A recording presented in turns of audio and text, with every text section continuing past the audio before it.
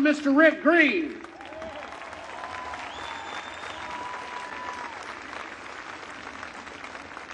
Woo! How's it feel to be with 10,000 fellow liberty lovers taking a stand for freedom? Hey, I want to thank so many of you guys for coming out on Tuesday and voting for me in that Supreme Court race. I appreciate you taking a stand. We sent a shot across the bow of the establishment, and we're here today to say to Nancy Pelosi, Harry Reid, and Barack Obama, there is a red, white, and blue tsunami headed your way this November. So many great freedom fighters out there. TJ Huntley, I see you right there, buddy. Thank you, all of you, for coming out today. This is what it's going to take to save our country. And I know a lot of bad has happened over the last year and a half, and it would be easy to get depressed and give up. I want to be honest with you. I'm more encouraged than I've ever been about the future of our country. I believe more now in the principles that make up the American dream than I ever have. I've never felt so strong that that frame that our founding fathers put in place 230 years ago is still composed of the strongest, the most effective principles and instruments of freedom that man has ever seen. And those principles still work today. Now, some of you may think I'm crazy. You may say, Rick, have you watched the news lately? Have you seen that we're marching down the road to socialism? Have you seen the unemployment rate? Which, by the way, will be much higher at the end of this year because there's going to be a lot of unemployed politicians after we give them the boot in November. I say, Rick, how can you be so positive? How can you be so joyful about this when we're watching our nation be destroyed by these socialists in Washington? Well, let me first say that there's two reasons I'm excited and I'm optimistic. The first one's real simple. My joy is not determined or controlled by the United States Congress or the White House. Okay?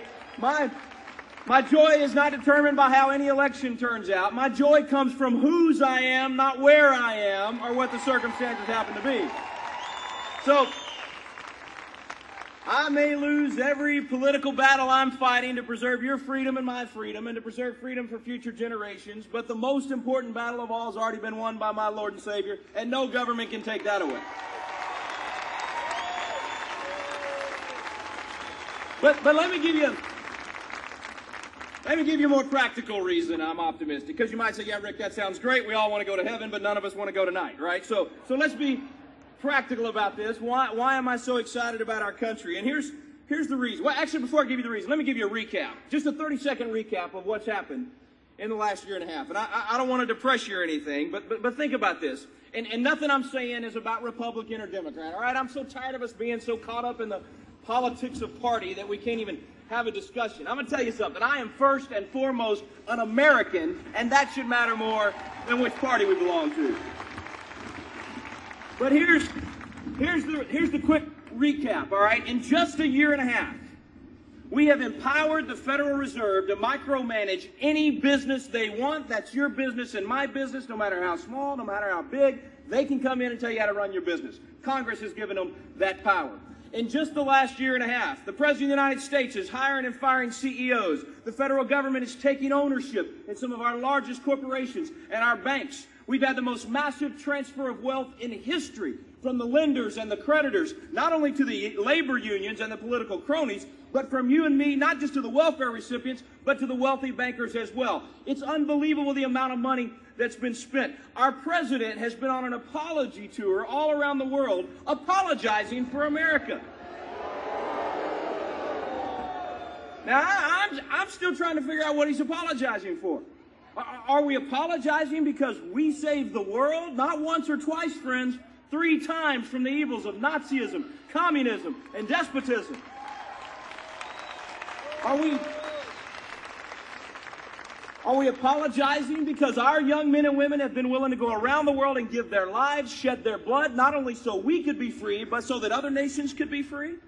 This man stood in Prague and he said to the world that the American people have a moral responsibility to act on arms control because we're the only ones to use the bomb. Never mind the fact, friends, that we're the only people on the face of this planet in the history of the world to hold a technological advantage in war and not use it for conquest, But instead, in 1945, we took that weapon and we used it to free and liberate millions of people around the world. Then we took our money and went and rebuilt the nations that attacked us.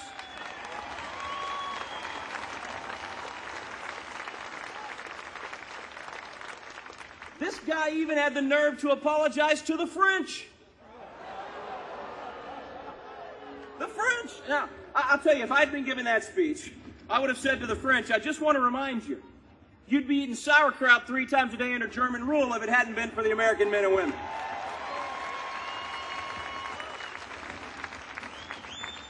We've got more czars than the Soviet Union ever dreamed of. Folks, listen, here's the bottom line. I am literally afraid for my country. I fear that my children and grandchildren will grow up in a very different America than the one that you and I have enjoyed. And I used to mock people that would say that. I'd say, come on, look, we still live in the greatest nation in the world, and we do. But not for long. Not if we continue down this path. And it is time for us to wake up. It is time for us to recognize that our nation's in crisis, but it's not an economic crisis. We're so focused on all the symptoms out here, we're ignoring the root cause. This is a crisis of leadership. We are so desperate hungry for principled, conviction-oriented, principled, servant leadership. We want to see that leadership that understands the principles that made our nation great and that has the backbone to stand for those principles, to fight for them, and say, I'm going to stand for what's right regardless of what it costs me. That's what our nation needs. Patriots like yourself.